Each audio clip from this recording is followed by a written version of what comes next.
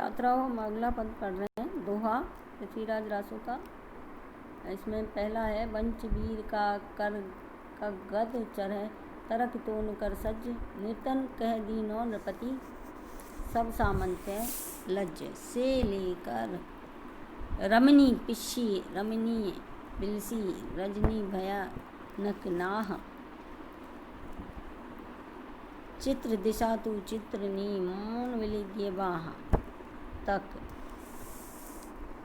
प्रसंग। प्रस्तुत दोहे में आचार्य हजरत प्रसाद द्वारा संपादित संक्षिप्त पृथ्वीराज रासों में आए कैमाट कर्नाटी प्रसंग का वर्णन किया गया है। इस दोहे में महारानी की दासी द्वारा पृथ्वीराज को संदेशात्मक पत्र पढ़कर सुनाना और क्रोधाविष्ट होकर पृथ्वीराज की इच्छिनी के महल में पहुंचने का वर्णन किया गया है। व्याख्या। कवि चंद्रवरदाई कह रहे हैं कि दासी ने पृथ्वीराज को जगा दिया।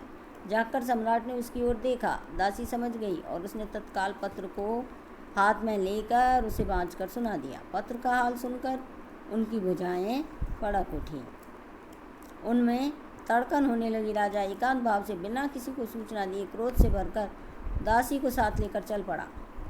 दूसरे दोहे में कवि चंद पृथ्वीराज के इच्छिनी के महल में पहुंचने का वर्णन कर रहा है। वह कह रहा है कि सम्राट पृथ्वीराज चौहान क्रोध और खींच से परिपूर्ण हृदय के साथ इच्छिनी के महल में जा पहुंचे। कवि ने कल्पना की है कि जैसे राजा के पहुंचते ही कैमास का हृदय दग्ध उठा और राजा को श्रेष्ठ बाण शोभित दग्ध हो चुका था और राजा के हाथ में श्रेष्ठ बाण शोभित थे, अर्थात लिए हुए थे। व्यंजना यह भी है कि कैमास का हृदय तो कामांध स्थिति में काम में जल रहा था और पृथ्वीराज का हृदय क्रोधाग्नि से जल रहा था, तभी तो उसके हाथों में बाण थे। तीसरे दोहे में कवि कह रहे हैं कि पृथ्वीराज के अभीष्ट स्थल पर पहुंचने और सारे दृश्य को देखकर क्रोधयुक्त होकर भंगिमा से भर जाने से संबंधित पृथ्वीराज अपनी पटरानी के साथ दासी को भी साथ लेकर कैमास के केली भवन में जा पहुँचे।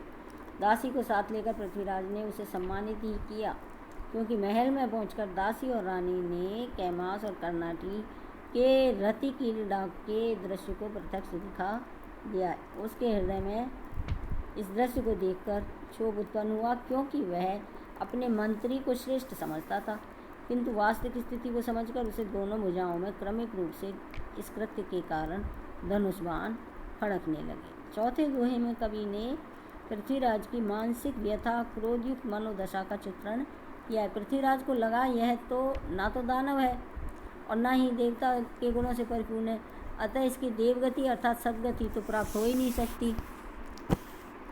यह तो अधम कोटि का मनुष्य अर्थात सद्गति तो प्राप्त हो ही नहीं सकती इसे, और क्षमा के योग भी नहीं है, क्योंकि इसने मर्यादा का उल्लंघन किया है।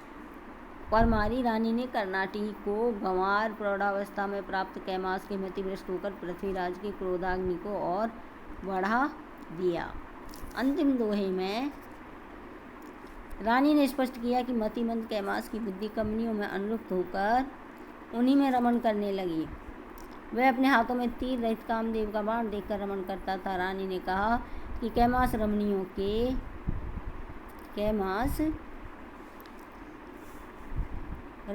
के रमण भावना से भर उठता था और रमण भाव के प्रति वह इतना मंदमती हो जाता था कि वह भयानक रात्रि के घने अंधकार की भी चिंता नहीं करता था।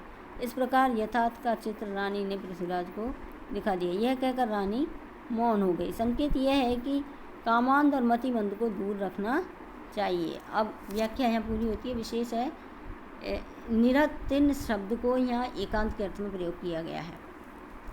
अनुप्रास और पुनरुक्ति प्रकाश अलंकार हैं। दोहे में नाटकीय शैली का प्रयोग हुआ है।